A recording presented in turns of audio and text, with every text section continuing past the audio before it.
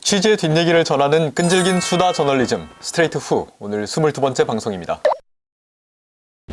오늘 방송 두 분은 어떻게 보셨습니까? 기가 찼죠. 론스타는 늘 소감을 물어보신다면 기가 찬다. 화가 나죠. 보다 보면. 네. 와 세상에 이럴 수가 있나. 네. 그러니까 그리고 저는 오늘 이제 조금 단편적으로 알다가 좀 더 알게 된 게 사옥 매각하고 정말 그 멀쩡했던 회사를 그래도 이제 잘 버티고 있던 회사를 완전히 안에서부터 쏙쏙쏙쏙쏙 빼가지고 그 부분은 이따 좀 자세히 짚어봐야 될 것 같아요. 네, 그 얘기도 좀 해보자고요. 근데 정말 이렇게 해서 그러니까 흔히 이제 M&A는 물론 어떨 때는 뭐 필요하기도 합니다만은 기업 간의 인수합병을 하는 과정에서 야 이런 회사들은 정말 회사를 그냥 쪽 빨아가지고 돈만 들고 튀는구나 이 생각을 진짜 많이 했어요. 예. 우리 조승원 기자는 어떻게 보셨어요? 하니까 좀 모르겠어요. 그러니까 2003년 뭐 이때 일이잖아요. 처음에 이제 이 문제가 불거진 게. 근데 그때 당시 이제 기억들이 나는 거예요. 네. 저도 그 시점으로 이게 타임머신 타고 순간 이동하는 듯한 느낌. 그러면서 그때 당시에 저래도 되나. 우리가 처음엔 몰랐잖아요. 외환위기 터지고 이러면서 저희가 이제 기자생활 시작한 김용 팀장이나 저나 기자생활 시작한 게 외환위기와 함께 시작을 했다고요. 그러면서 그때는 야 저런 투기 자본들 저 자본들이 들어와 갖고 한국에 어떤 영향을 미칠 건가 정말 몰랐어요. 근데 그게 나중에 이런 참극, 이런 국부 유출 이런 일을 벌어질 거라고는 몰랐었고, 근데 그때 당시 생각을 하니까 아까 뭐 기가 막히다고 했지만 저는 지금 보면서도 막 화가 나는 그런 좀 감정을 좀 주체하기 힘들었습니다. 사실. 사실 오늘 론스타 얘기로 출발한 게 아니라 론스타는 굉장히 좀 뒤쪽에 나오고 그 회사를 강탈당했다, 약탈당했다고 주장하는 타이거월드 이야기에서부터 그렇죠. 출발을 했는데 저는 이제 취재 과정에서 위로 이 시작이 어떻게 됐을까를 가다 보니까 뭔가 첫 단추가 좀 잘못 끼워졌다. 이거는 시작이 그리고 그 시작을 론스타라고 보면서 여기까지 이제 온 것도 있어요. 근데 사실은 타이거월드의 강탈 사건만 들었다 봐도 약간 은행의 갑질 그리고 대기업이 아무리 이제 뭐 공사 대금이 물려 있는 건 맞았어요. 극동건설이 공사를 실제로 했고 받아야 될 그 공사 대금이 있었고 웅진이 극동건설을 인수를 했죠. 그러니까 이제는 웅진의 채무가 되는 거예요. 채권이 그렇죠. 되는 거예요. 그렇죠. 그런데 그거를 뭐 낙찰받아서 어떻게 다른 사람이 사가지고 돈을 공사 대금을 받는 게 아니라 어떤 대기업 총수가 재벌 회장이 직접 자기의 사재를 5천만 원을 들여서 개인 회사를 만들어서 받아간다는 거는 그거는 상식으로 좀 납득하기가 좀 어려운 지점이 있었어요. 오늘 기사의 구성을 보면 좀 독특해요, 사실은. 맨 앞부분 얘기를 보면은 하나은행이라는 거대 은행이 한 중소기업을 이제 채권자의 지위를 이용해서 우월적 지위를 이용해서 압박을 하고 그래서 회사를 강제로 빼앗아서 넘겼다는 주장에 대한 얘기입니다. 근데 넘긴 회사를 보니 회사를 누가 그럼 차지했냐 봤더니 웅진의 윤석금 회장이라는 인물이 차지를 했어요. 그럼 혹시 이거 하나금융그룹의 최고 책임자였던 당시 제왕적 1인자였던 김승희 회장과 윤석금 회장이 굉장히 친하던데 보니까 네. 혹시 김승희 회장이 영향력을 행사해서 회사를 하나 뺏어서 윤석금 회장한테 선물로 준 거 아닐까? 이 의혹에서 이제 시작을 한 거죠. 네.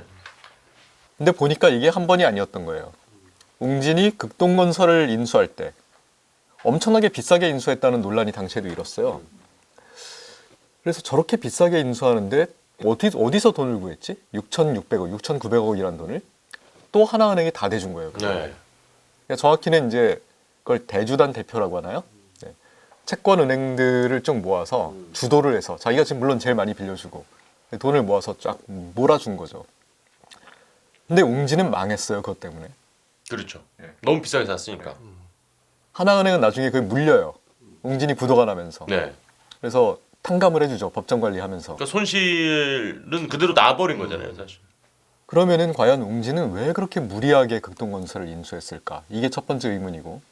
그런 무리한 인수, 당시에서도 이미 시장에서 너무 비싸게 주고 사는데 론스타 진짜 많이 먹겠는데? 라는 평가가 있었던 그 인수에 하나은행은 왜 그렇게 많은 돈을 다 대출해 줬을까? 이 두 가지 의문이 남는 겁니다.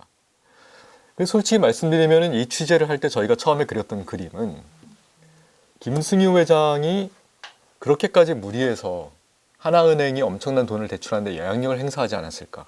만약에 그랬다면은 김승유 회장이 그리고 있던 큰 그림은 뭔가 론스타와 연결돼 있지 않을까?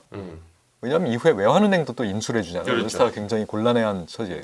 근데 이건 이제 뒤에 취재가 이제 뻗어 나갑니다만.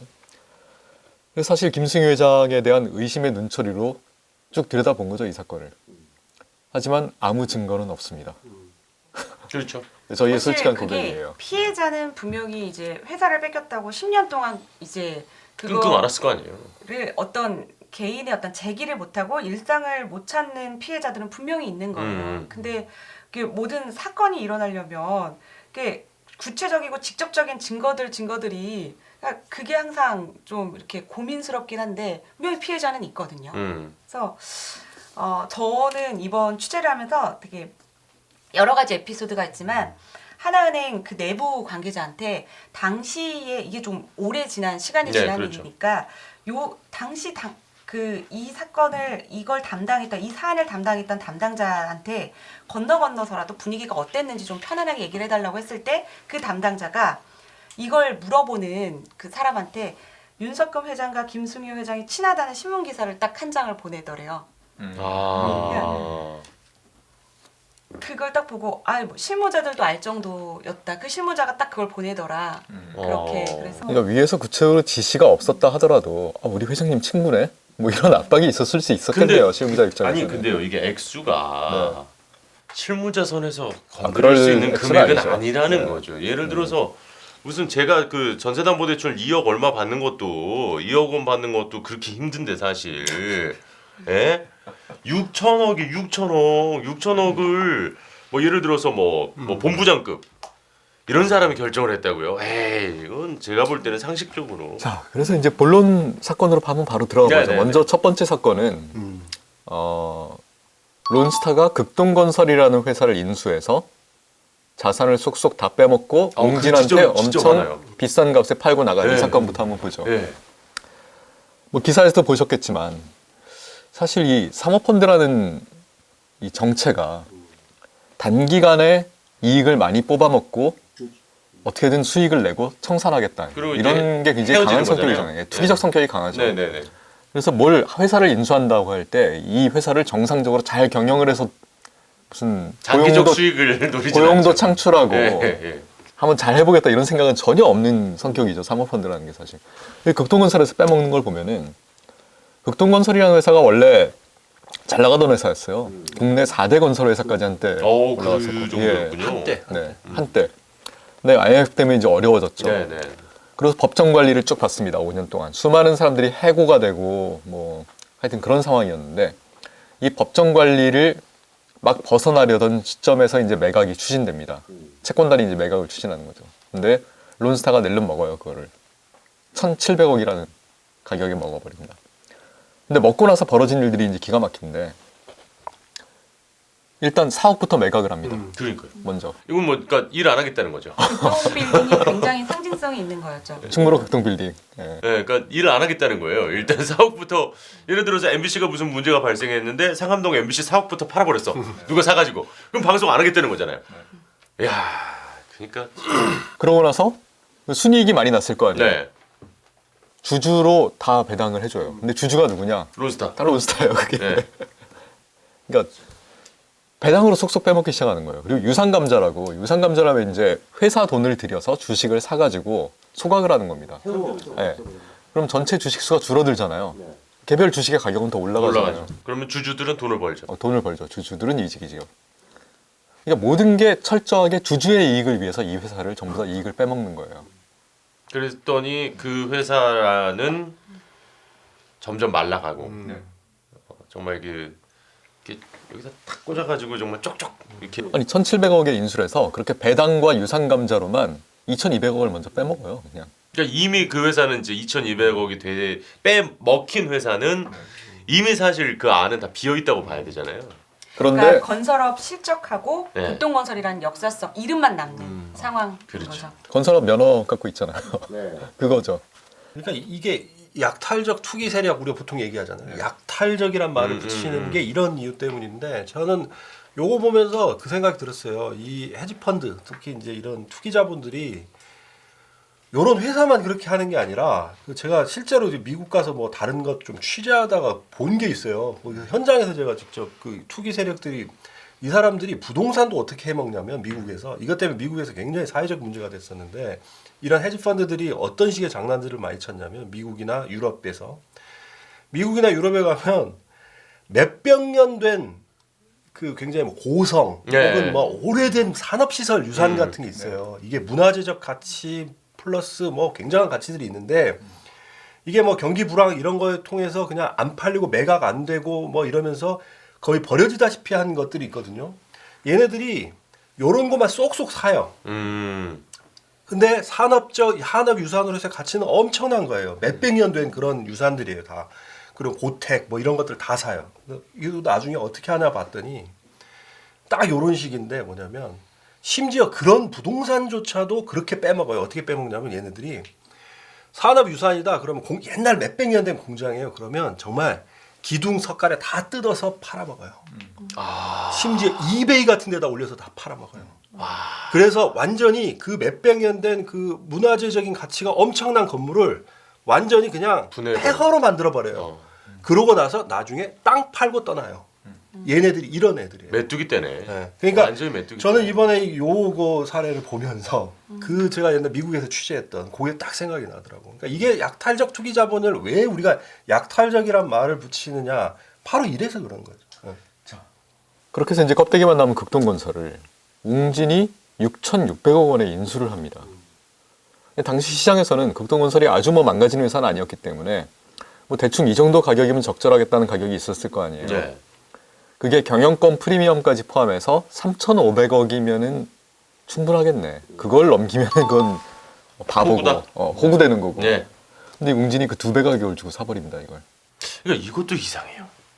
근데 지금의 웅진은 그렇게 얘기하죠. 당시에 이제 비슷한 가격을 쓴 이제 사람 있었다. 매수자들도 있었다. 근데 론스타가 그때 어떤 방식을 쓰냐면 경매 호가 방식이라고 해서 이게 우리가 이제 게시를 해서 극동건설을 팔 거예요라고만 하지만 누가 얼마 썼는지는 론스타만 알고 이걸 계속 경쟁을 붙이는 거예요. 다 개별 여기서는 협상으로만 하는 개별 거죠, 협상으로만 여기서는 한 5천 원 냈는데 공개 우리 입찰이 그냥 아니라. 여기 팔까? 이러면서 가격을 계속 올렸던 측면도 있었다고 하더라고요. 그래서 웅진이 속은 건지 이게 들으면서 제가 윤석금 회장을 직접 만나서 1시간 10분 정도 얘기를 했었는데 들으면서 이게 그래서 속았다는 건지 그러니까 뭔가 자기도 비싸게 샀다는 느낌은 있더라고요. 그런 생각을 갖고 있었더라고요. 그래서 그게 좀 헷갈리더라고요. 아니 아까 지금 말씀하신 거에 의하면 약 3천억 원 가까이를 비싸게 산 건데 두 배. 비싸게 산 느낌이 있었다는 거면 내가 좀 그건 비싸게 주고 산 것 같아. 아니 지금 그러니까 웅진의 주장은 이겁니다. 원래 웅진이 참. 뭐 방문 판매 업체 정수기 이런 걸로 컸잖아요. 네. 근데 재벌이 되고 싶으면 건설사 하나 정도는 있어야죠, 사실. 재벌들은 그럴 다 수 있죠. 건설사가 그럴 있으니까. 그 욕망이 있었던 거죠. 그래서 웅진건설을 만들어요. 그래서 뭐 팔아봤는데 브랜드 가치가 없잖아요, 웅진이. 누가 웅진이 지은 아파트 살려고 하겠어요, 사실. 그래서 욕심이 난 거죠, 이제. 우리도 좀 그럴듯한 건설사 하나 있어야 되는 거 아니야? 재벌 되고 싶은데? 그래서 욕심은 부렸다고 합니다, 당시에. 근데 그렇다 해도 2배는 너무 심하죠. 사실- 결국 그것 때문에 웅진이 무너진 거거든요. 그렇죠. 제가 거기서 좀 의심을 하는 지점이 당시에 웅진그룹 윤석금 회장한테 건설업을 하셔야 된다, 태양광을 해야 된다, 미래산업으로 이제 먹거리가 바뀌었다라고 강하게 주장했던 이제 그룹이 보스턴 컨설팅 그룹이라고 네, BCG. 그 BCG라는 그룹에서 강하게 제안을 했다고 하더라고요. 예. 그런데 사실은 글로벌 컨설팅 회사고 당시에 그래서 얘네들이 뭐 론스타하고 관계가 있는 게 아니냐는 시장의 의심도 있었다고 해요. 어쨌든 이 전체 판에서 가장 이득을 본 건 론스타였기 때문에 그렇죠. 윤석금 회장을 만났을 때 그걸 물어봤었어요. 그랬더니 BCG 그룹에서 그 출신을 회사에서 회사에서 이제 영입을 했었어요. 웅진에서. 근데 그 사람이 그 이사가 32살인가 34살인가였는데 이사직에 있었어요. 근데 강하게 주장을 했던 거 맞다. 그러니까 그런 제안을 했던 거 맞다. 이렇게 인정을 하시더라고요. 야, 40의 차장인데 32의 이사면 자기가 그 젊은 이사를 너무 믿었다 뭐 이런 아. 얘기를 하셨던 네. 거죠. 공진 회장은. 네. 부럽네요. 예. 이제 본론으로 가자면 하나은행은 그렇다면 그 돈을 왜 다 대출을 해줬지? 바로 이겁니다. 의문은 여기서 시작이 되는데 결과적으로는 론스타에 막대한 이득을 안겨준 대출이었거든요. 그렇죠. 그러니까 웅진도 남은 게 없고 당연히 비싸게 샀으니까. 예. 그리고 하나은행도 결국 손실을 봤는데 그 돈을 왜 친해서 회장님들끼리 친해서 아니 근데 이게 잘 말이 안 맞아요. 제가 예를 들어서 조승원 기자랑 친해요. 그래서 이쪽에 좀 몰아주고 싶었어. 그럴 수야 있죠. 그럴 수는 있는데 그렇다고 내가 그렇게까지 손해를 보면서 여기에 몰아준다고요? 그리고 정작 이익은 예를 들어서 김용국 팀장이 보는데 이상하잖아요. 이게 결과적으로 보면 이렇습니다. 윤석금 회장은 극동건설을 인수함으로써 극동건설이 건설비, 건축비 채권을 가지고 있던 타이거월드를 먹을 수가 있었어요. 네, 그렇죠. 근데 웅진 그룹이 먹은 게 아니라 윤석금 회장 개인이 뭐. 이걸 먹을 수 있었어요. 네. 그래서 웅진은 부도가 났지만 윤석금 회장의 개인 회사가 타이거월드를 차지했죠. 결과적으로. 그래서 플레이 극동건설을 도시가 먹음으로써. 네. 근데 지금은 잘 뭐 방송 보시면 아시겠지만 본인 명의로 돼 있진 않아요. 이게. 1%라면서요? 근데 저희가 강하게 의심하는 건 이건 아무리 봐도 차명인데 그리고 나서 뭐 알 수는 없습니다만 또 의미심장한 한마디 하셨잖아요, 회장님이. 네. 그까이 거뭐 세금 몇 푼 내고. 누구 돈을 훔쳐온 것도 아니고 어디서 나쁜 돈을 끌어온 것도 아니고 그게 계속 문제가 된다고 하면 내 걸로 돌리면 되는 거 아니냐 이 얘기를 몇 번을 얘기하시는데 그래서 이게 저기- 무슨 소릴까 회장님 돌리세요, 빨리. 이거 의심삽니다. 돌리세요. 예, 그 세금 몇 푼 내시고 돌리십시오, 빨리. 취재를 하면서 이제 왜 윤 회장을 밀어줬을까? 처음 그러니까요. 질문은 그거였어요. 네. 근데 나중에 보니까 왜 윤 회장을 밀어줬을까라는 질문이 혹시 잘못된 질문이 아닐까 하는 생각이 들었어요. 저는. 김승희 회장은 왜 윤 회장을 밀어줬을까가 아니라 김승희 회장은 왜 론스타를 밀어줬지? 라는 질문을 크게 던져야 다르지 않죠. 옳은 질문이 되는 게 아닐까. 맞아요. 왜냐하면은 극동건설도 그렇고 그 이후에 벌어진 사건, 즉 외환은행 그 인수, 네. 외환은행을 론스타가 팔고 나갈 때 그걸 사준 사람도 김승희 회장이었거든요. 이 질문이 좀 올마갔습니다. 그래서 김승희와 윤석금의 관계에서 처음 취재는 시작됐지만 나중에는 김승희와 론스타의 관계는 뭘까? 라고 질문이 이제 옮겨가는 겁니다. 물론 답은 못 찾았어요. 이 답은 뭐 본인이 얘기하지 않은 이상. 그러니까 두 분 다 우리는 뭐 이런 거래에 있어서 서로 상의를 한 적이 없고 뭐 내가 관여하지 않았다 일관되게 말씀을 하시면서도 두 분에 대한 신뢰는 돈독하시더라고요. 비리 어쨌든 좀 문제가 있을 때는 아까도 이제 제가 스튜디오에서도 얘기를 했었습니다만 누가 이익을 얻었는가를 이제 봐야 되는데 어쨌든 론스타가 이익을 봤어요. 그거는 명약 반환하잖아요. 그렇다면 동기가 있어야 되지 않습니까? 그러니까 예를 들어 이건 완전히 제 그냥 가정입니다. 그걸 이제 결정하는 결정권자 중에 한 명이 론스타에 투자를 했다든가 만약에 그랬으면 내 이익이 되는 거니까. 근데 그런 것들은 우리가 뭐 밝힐 수는 없으니까. 그게 사실은 아까 누가 이익을 받냐를 봐야 된다 말씀을 하셨잖아요. 근데 론스타다라고 했지만 사실은 정확히는 론스타가 아닙니다. 론스타는 자기 자본으로 움직이지 않거든요. 론스타에 투자한 사람들이. 사모펀드잖아요. 예. 론스타에 투자한 사람들이 이득을 본 거죠. 그렇죠. 근데 그게 누구냐 그러면 모릅니다. 우리나라의 국부를 유출해서 그 사람들은 개개인의 엄청난 사익을 지금 챙기고 있는 사람들인데 이거를 좀 금융이라든지 금감원이라든지 좀 이런 곳에서 왜 그때 당시 이렇게 좀 명확하게 밝히지 못했는가. 저는 이런 것도 되게 너무 좀 답답하고 그런 생각이 들더라고요. 명확하게 밝히지 못했는가라는 질문을 던지기 전에 어떻게 은행을 사모펀드에다 넘길 생각을 했지? 그렇죠. 그러니까. 그러니까 원재가 있는데 원재를 감추기 위한 게 또 면제부가 되고 이게 이렇게 얽혀 있는 것 같아요. 그 사실은 제가 책을 한 권 들고 나왔어요. 뭐 론스타 사건은 사실은 이 책이 굉장히 잘 정리가 돼 있더라고요. 네. 이게 이제 이정환 씨라고 지금 미디어오늘 현재 대표이사를 맡고 있고 뭐 기자를 오래 한 양반입니다. 저도 개인적으로 아는 양반인데 개인적 친분과 상관없이 책을 잘 썼어요. 오랫동안 론스타 사건을 취재해서 쓴 책입니다. 투기자본의 서로 어떻게- 천국이라는. 신뢰 관계가 아주 두터운 관계신가요? 한 두어 번 만난 적은 있지만 그다지 아 그러면 이제 그 정도 관계는 아니군요. 사업상의 그렇다면 얘기를 나누는 그런 사이는 아닙니다. 전혀. 아 그렇군요. 서로 네. 신뢰하실 정도의 관계는 아니다. 근데 이 책을 보면 이제 새록새록 옛날 생각들이 이제 나오는 거예요. 여기 보면 이제 재밌는 사건이 하나 나와요. 그 사건 하나 소개해드리고 싶은데 변양호 당시 재정경제부 금융정책국장 예, 대검 중수부에 수사를 받고 기소까지 됐죠. 이 양반이. 나중에 무죄 판결을 받았지만 2003년 7월경에 하종선이라는 이제 로비스트가 등장을 합니다. 이 사람은 론스타의 로비스트였어요. 변호사이자. 근데 이 변양호 씨와 동기동생 친구예요. 근데 변양호 씨의 생일 파티가 열려요. 강남구 청담동에 있는 한 음식점에서. 여기 이제 변양호 씨의 재경부 후배들하고 뭐 아는 사람들하고 이 하종선이라는 사람이 이제 옵니다. 그리고 거기에는 가수 지망생이 한 명이 와요. 나중에 이 가수 지망생은 아이돌 그룹으로 가서 뭐 유명해졌다고 하는데 누군지는 안 나옵니다. 책에는. 아 근데 나왔어도 김영국 팀장은 모르실 거예요. 예. 안 그래도 물어봤어요. 이정환 대표한테 네네. 누구냐고 그랬더니 말해도 모르실 겁니다라는 답이 왔어요. 그렇죠, 정확하죠. 예. 어쨌든 거기서 이 가수 지망생이 이제 노래를 부르고 그리고 수표가 이제 전달이 됩니다.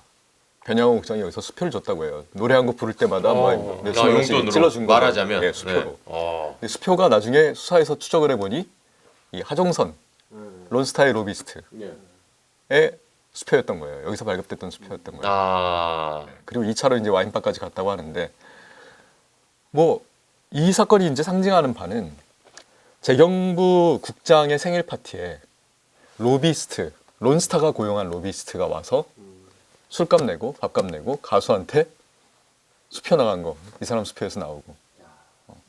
그래서 추궁을 했더니 뭐 한 10여 차례 만난 거예요, 두 사람이. 그 론스타 인수, 그 외환은행 인수를 전후해서. 그러면서 그 자리에서 여러 얘기가 오갔겠죠. 예. 근데 결국은 대법원이 다 무죄를 때립니다, 이거를. 이건 정책적 판단이었다. 그리고 둘 사이에 뭐 술값 좀 내줬을지 몰라도 그걸 뇌물이라고 볼 수는 없다. 뭐 이런 거죠. 대가성이 있었다고 보기 어렵다.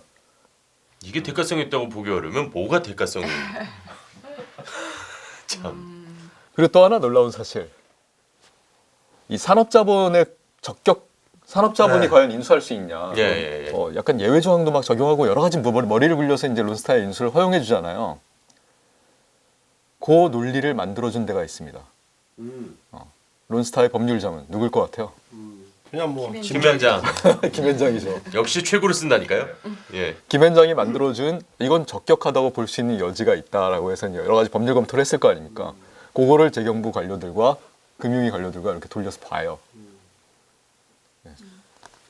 뭐 이런 얘기들이 이 책에 나옵니다. 아 정말 그 빠지지 않는 그 몇몇 이름들이 정말 스트레이트에 너무 지나치게 단골로 출연하시는.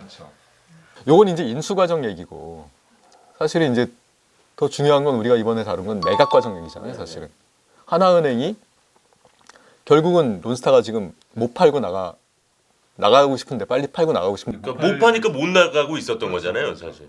그때 이제 수사도 계속되고 있고 여론이 굉장히 안 좋았잖아요. 먹튀하면 안 된다.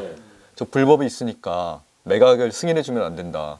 먹튀 막아야 된다. 그리고 매각을 시키더라도 징벌적 매각을 해서 이익을 못 남기게 해야 된다. 이런 여론들이 많으니까 이제 눈치를 보면 승인을 못 해주고 있었어요. 근데 이걸 누가 풀었냐? 김승희 회장이 구원을 해주죠. 론스타를. 조력이 없으면 불가능한 그렇죠. 일이었죠. 당시에. 그 승인 받기 전에 계약부터 먼저 체결하고 아 그랬어요? 계약 체결하고 승인해달라고 요구를 하니까 결국은 2012년 1월에 금융위원장이 나서서 승인을 해줍니다.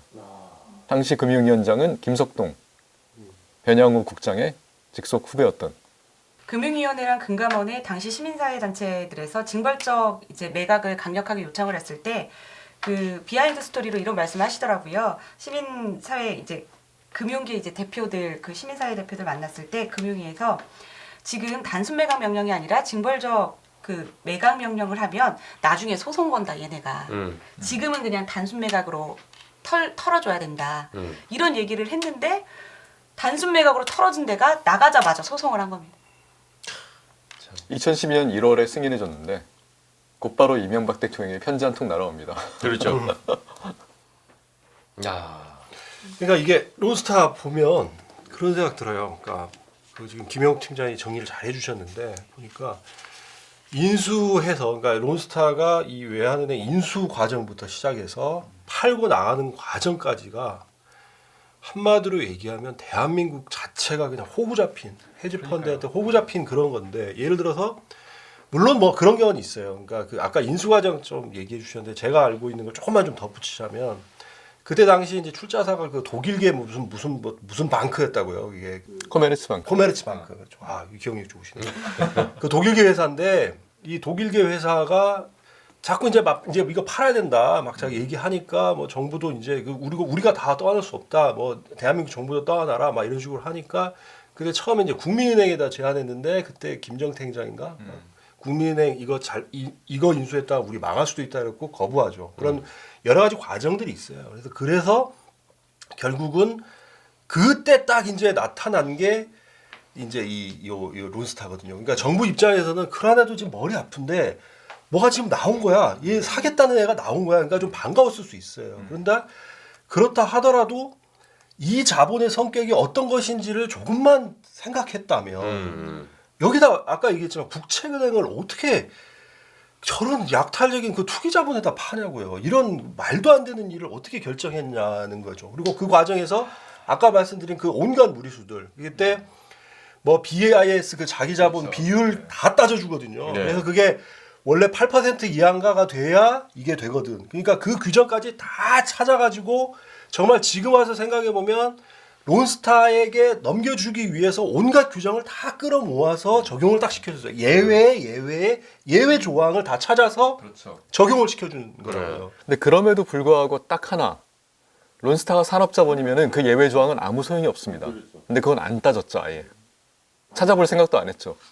그렇게 해서 뭐 알면서도 묵인의 존재 뭐 아니면은 그냥 그렇게 해서 인수를 시켜줘. 그리고 나서 팔고 나갈 때도 그런 일이 또 벌어져. 그렇다면 이거에 대해서 아무리 정책적 판단이라고는 하지만 대한민국 전체가 호구 잡힌 사건인데 네.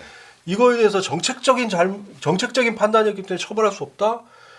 이거는 그 대법원의 판결에서는 이 사람들이 무죄를 받았을지 몰라도 저는 이건 역사의 법정에서는 다르게 판단된다는 생각이 들어요. 진짜로. 이 책에 보면 이제 큰 틀에서는 이 사건을 이렇게 평가를 하더라고요. 최근. 그러니까 2003년이면은 우리가 IMF 외환위기를 겪은 직후예요, 사실은. 한 6, 7년? 5, 6년밖에 안 된 때죠. 그러면은 그때가 어떤 때냐 하면은 IMF가 들어와서 온갖 간섭을 다 할 때요. 시장 다 열어라. 외화 유치해라. 뭐 사람 자유롭게 자를 수 있어야 된다. 구조조정에 뭐 금리에 온갖 간섭을 하고 이제 막 벗어났을 때란 말이에요. 한국 정부로서는 약간 큰 틀에서는 이런 욕심이 있었을 거예요. 아, 이제 우리가 IMF를 졸업해서 외자도 유치할 수 있다. 외국 자본도 들어와서 투자를 한다. 이런 걸 좀 과시해야 되겠다. 그리고 IMF의 온갖 유산들을 다 털어내자 이제.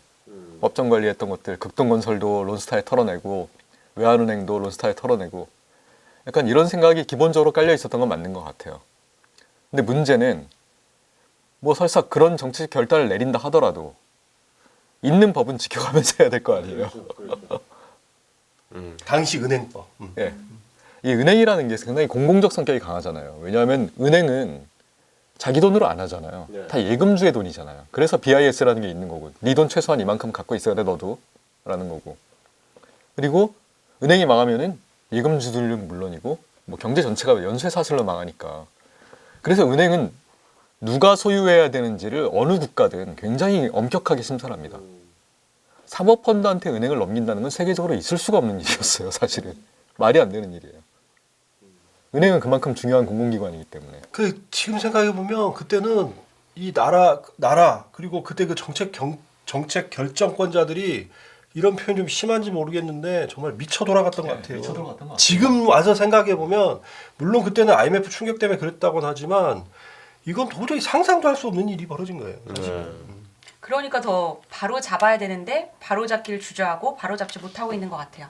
그러니까 이게 악순환이 돼버린 거죠. 어느새 그 소송에서 사실 론스타 쪽이 진 소송이 결국 더 큰 덩어리가 돼가지고 지금 또 와 있으니까. 이거 소송도 사실은 간단하게 주장할 수 있는 바가 있어요. 우리가 냉정하게 얘기하면은 론스타가 애초에 불법으로 인수한 거였기 때문에 론스타의 이 적격성 자체가 문제가 됩니다. 왜냐하면 불법으로 투자를 하거나 저질렀으면은 소송을 낼 자격 자체가 없어요. 원래 이거 문제 삼으면 끝나요. 이 소송은 인정된다면.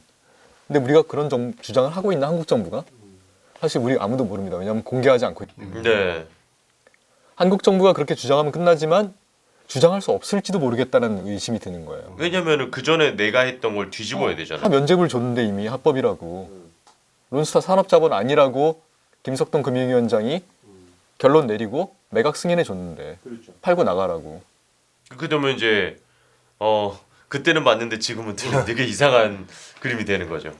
참 쉽지 않네요. 8년째 끌어오던 깜깜이 소송이 내년이면 결론이 날 것 같아요. 이게 단심제거든요. 한 번 나오면 그냥 끝이에요. 그래서 내년에는 또 이걸로 인한 후폭풍이 불지 않을까.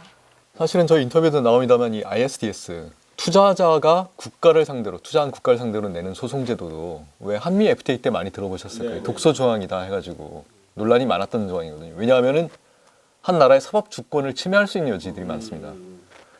론스타가 지금 그 소송에서 두 가지를 주장하는데 하나는 일찍 팔고 나갈 수 있었는데 한국 정부가 방해해가지고 그때 못 팔아서 손해봤다 우리 이 주장한 거. 두 번째는 한국 정부가 8,500억의 세금을 매겼는데 우린 벨기에 법인인데 그러면 조세업종 위반이지 우리 이거 못 내. 근데 이 두 번째 거는 이미 한국 법원에서 판결이 나온 건이에요. 이 세금 합법적이라고. 근데 그걸 또 갖고 간 겁니다. 국제 중재재판소로. 정말 이래야 돈 버나 봐요. 우린 긁는 것 같아. 저렇게 살아야 돈 버나 봐요. 자, 근데 저는 일단 제일 궁금한 거 이제 제 입으로 얘기를 했기 때문에 다음 주에도 이어진다고 얘기를 했기 때문에 살짝 그래도 힌트만 좀 주시죠. 뭐 하실 거예요? 제가 그 말을 막 꺼내려고 했었는데 그때의 은행, 지금의 은행 문제가 없을까? 아까 이제 팀장님 말씀하신 대로 은행은 재벌이나 뭐 자기 게 아니라 예금 이제 국민의 돈을 상대로 하는 그렇죠. 거잖아요. 자기 게 아니잖아요. 근데 어떤 이런 정책적 결정들이 어떻게 이루어지고 있는지 그게 이번 취재를 하면서 이거는 좀 아닌 것 같다라고 좀 판 부분이 있는데 그 부분에 대한 이야기를 다 해야 될 것 같습니다. 사실 이런 투기적 성격이 강한 사모펀드는 론스타만의 문제는 아닙니다. 국적 불문하고 사실은 지금 옵티머스라든가 라임이라든가 다 마찬가지잖아요. 그리고 이 이름만 바뀐 사모펀드들과 금융당국, 금융마피아들 그리고 은행 이 연결 커넥션은 여전히 계속되고 있다. 뭐 이런 내용이 아마 다음 주에 다뤄야 될 내용이 아닐까 싶습니다. 다음 주가 더 기대가 되네요. 또.